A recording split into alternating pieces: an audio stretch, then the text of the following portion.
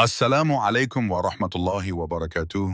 Mes frères et sœurs dans la foi, il est un fait que nous ne pouvons plus ignorer. Quelque chose d'invisible, mais bien réel, tente de s'emparer de ce que nous avons de plus précieux. Notre lien avec Allah. Ce n'est pas ton apparence qu'ils veulent changer, ni ta langue, ni même ton nom. Ce qu'ils cherchent, en silence, sans bruit, c'est ton cœur. Ils ne veulent pas seulement que tu cesses de prier, ils veulent que tu oublies pourquoi tu priais, que tu vives, que tu consommes, que tu avances dans la vie, mais sans te rappeler Allah, sans te poser les vraies questions, sans ressentir ce vide que seule sa lumière peut combler. Ils veulent que ta foi ne meure pas brusquement, mais qu'elle s'endorme doucement, comme une braise qu'on laisse étouffer. Ils sèment alors le doute dans ton esprit. Pourquoi croire? À quoi bon? Peut-être que la foi s'est dépassée. Ils te disent de ne plus te poser de limites, que tout se vaut, que rien n'est absolu. Et pendant que tu cherches la vérité dans les voies du monde, tu perds le silence du cœur où elle résidait. Et pourtant, Allah nous a avertis avec une clarté foudroyante. Et quiconque se détourne de mon rappel aura certes une vie pleine de gêne. Sourate Taha, verset 7-24. Oui, ce n'est pas ta liberté qu'ils veulent t'offrir, c'est ton oubli. Mais si tu te rappelles Allah, tu redeviens vivant, car c'est le rappel qui fait battre le cœur d'un croyant. Il ne frappe plus, il s'infiltre, il entre sans permission, par la lumière des écrans, par la bouche de ceux qu'on appelle modèles ou influenceurs, par les bancs de l'école, les mots des manuels, les algorithmes des réseaux. Aujourd'hui, nos enfants ne sont pas seulement distraits, ils sont dirigés. Et ce qu'on leur murmure sans fin, c'est « Pourquoi crois-tu? Tu ne vois rien, tu n'entends rien. Tu crois encore à ça? » Le doute est devenu mode. Croire est perçu comme une faiblesse. Et pourtant, quelle force faut-il pour garder foi quand tout pousse à l'oublier? Ils apprennent à douter de tout, de la vérité, de la morale, de la création, mais jamais du doute lui-même. Et alors que nos enfants lèvent les yeux vers le ciel, on leur dit que ce ciel est vide. On leur parle d'atomes, de chaos, de probabilités, mais jamais de sens, de but, de miséricorde. Le Coran, lui, pose une question brûlante. Ont-ils été créés par rien ou sont-ils eux-mêmes les créateurs? Sourate At-Tur, verset 35. Ne laisse pas ton enfant chercher la lumière dans des ténèbres programmées.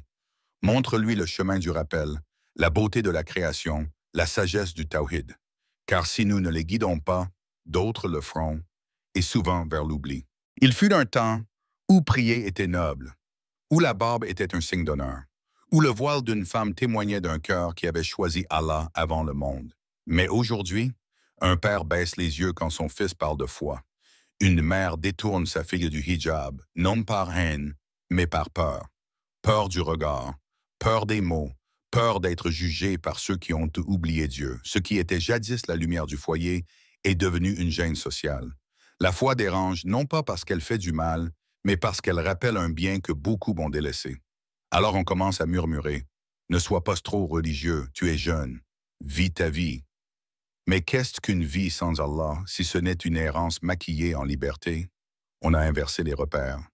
Ceux qui s'accrochent à la vérité sont vus comme extrêmes, et ceux qui s'en éloignent sont appelés modérés.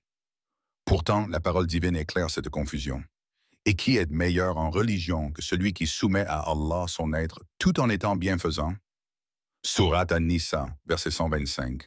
Ce n'est pas la foi qu'il faut craindre, c'est son absence. Ne laissons pas la société nous voler notre paix intérieure, car la vraie tranquillité ne se trouve que dans la proximité d'Allah.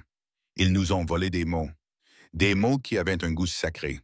Parmi eux, la pudeur. Aujourd'hui, elle est moquée. On la peint comme une gêne, un frein, un héritage poussiéreux. Mais la pudeur n'est pas un vêtement ancien. C'est une lumière du cœur, un miroir de l'âme qui sait encore ce qu'elle vaut. Ils ne cherchent pas seulement à nous découvrir physiquement.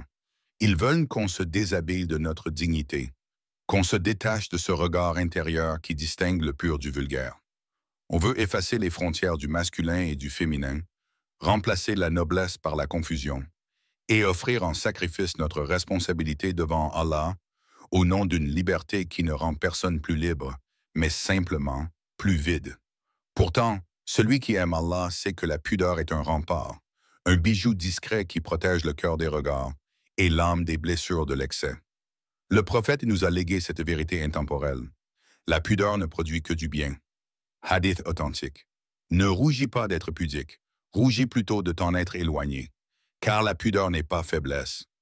Elle est force silencieuse, trace de lumière dans un monde qui oublie ce qu'est l'honneur. Ils ne veulent pas que tu renies Allah, ils veulent que tu le redéfinisses, que tu l'enrobes dans des idées modernes, déformées, vidées de l'esprit du Coran et coupées de la trace laissée par le prophète et ses compagnons. Ils critiquent la voie droite. Ils la nomment littérale, rigide, dépassée. Mais comment peut-on prétendre aimer Muhammad tout en repoussant son exemple? Comment parler de lumière en se détournant de ceux qui l'ont porté avant nous? Ceux qui suivent la voie des pieux prédécesseurs, les sahabas, les tabi'in, les savants de la sunna, ne cherchent ni pouvoir ni influence. Ils cherchent la vérité. Et la vérité, par nature, ne se tord pas pour plaire. On te propose aujourd'hui des discours polis, remplis de mots doux et de sagesse apparente, mais vides de tawhid, d'adoration sincère et de conformité au message d'Allah. Et pourtant, Allah a tracé une ligne claire, sans détour ni confusion. Et ceci est mon chemin dans toute sa rectitude. Suivez-le donc et ne suivez pas les sentiers divergents. Surat Al-An'am, verset 153. Les savants de la Sunna ne nous ont jamais appelés à l'exclusion, mais à l'amour du vrai, à l'unité dans l'authenticité et à une foi pure, lumineuse, constante. Ce n'est pas le monde entier que tu dois sauver. Ce n'est pas la société que tu dois réécrire. C'est ta maison que tu dois garder vivante, ta famille, les âmes qu'Allah a confiées à ta présence. Ta mission n'est pas d'être parfait, mais d'être présent. Présent avec le Coran sur les lèvres et la lumière du prophète dans le cœur.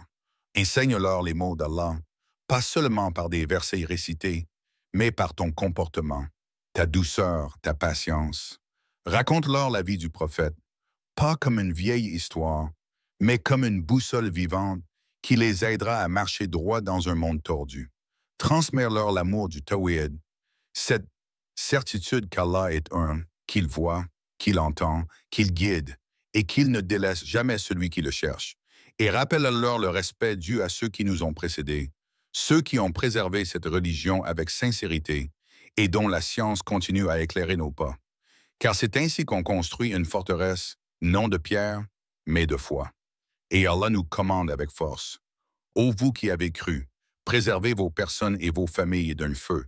Surat At-Tahrim, verset 6, protège-les, non pas seulement du monde, mais de l'oubli d'Allah, car c'est là que commence toute perte. Ya Rab, garde nos cœurs éveillés dans un monde endormi. Fais de notre foi une lumière qui ne faiblit pas, même lorsque tout autour de nous vacille. Protège-nous de l'insouciance, de ce voile subtil qui tombe lentement sur les âmes, jusqu'à ce qu'elles ne ressentent plus la douceur de ton rappel. Donne-nous des cœurs attachés à toi, même lorsque tout en nous appelle à l'oubli. Ya Allah, éloigne de nous les doutes, les voix trompeuses, les faux modèles. Fais de notre piété une source de paix et de notre pudeur un refuge, non une honte. Fais de nos enfants des porteurs de lumière, des prières vivantes sur cette terre. Donne-leur des cœurs purs, des regards droits et une langue qui t'invoque, même en silence. Ne nous égare pas après nous avoir guidés. Ne laisse pas nos erreurs effacer tes bienfaits. Sois doux avec nous, Ya Rahman, même lorsque nous oublions d'être doux avec toi. Accorde-nous ta miséricorde, ta proximité, et un jour, ton paradis, en compagnie de ton prophète bien-aimé. Ô notre Seigneur, ne fais pas dévier nos cœurs après nous avoir guidés.